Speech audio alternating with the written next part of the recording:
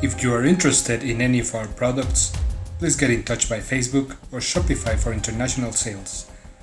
Look up for links in the description below. Welcome to the second video for this project. Here I will show you the airbrush and spray can colors you should use, along with the masking techniques and supplies needed. By spraying gray primer to all the parts. Sometimes when adding the gray primer, I begin to see some more details that need reworking as well. The primer should leave a smooth surface in all the spaces of the parts covered. I strongly suggest to try spraying the primer first to a flat surface to see how it is coming out, as sometimes the paint will start curing inside the can and create a dirty, clumped surface when applied. The first color to apply is a dark purple as the base for the arms and beneath the head. I usually paint base colors with a thicker paint to cover more area, but it should flow well through the airbrush without splashing. If this happens, you should thin the paint a little bit. For the second coat, I used a pastel purple.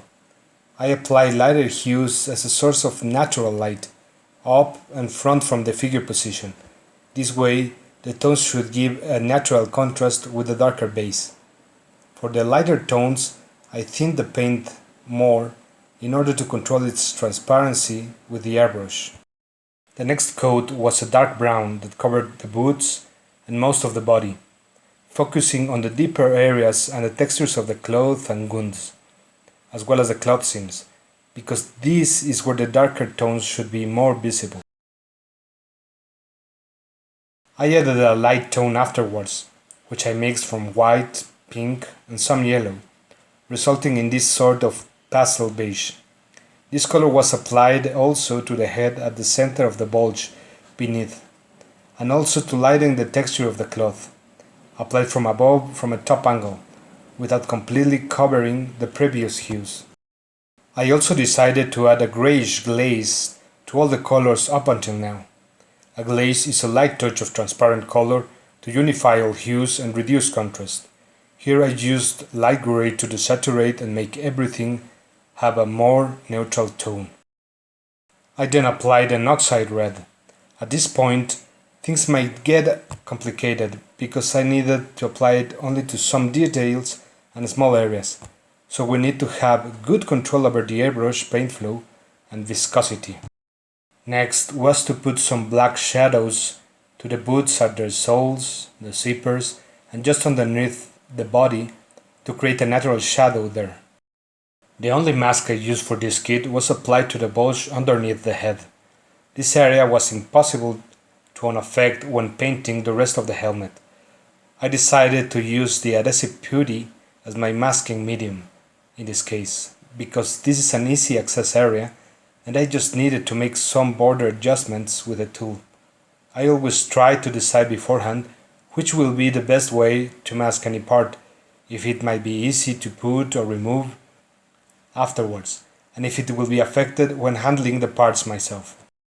With a metallic sculpting tool, I adjusted and modeled the putty so it sits perfectly where I wanted it. The borders are very important when dealing with masks, although we need to check for any holes or exposed areas inside the masks. One last advantage of this adhesive putty is that it can be reused for a long time and even has other good uses for hobbies. Then I applied the base chrome spray over the helmet and all the spear. This chrome paint has a very smooth finish to the touch and is even a little slippery, which is good if we're making scratches and scraped textures to these pieces, as I will show you later. I applied both pieces with the oxide red that was used previously for the body.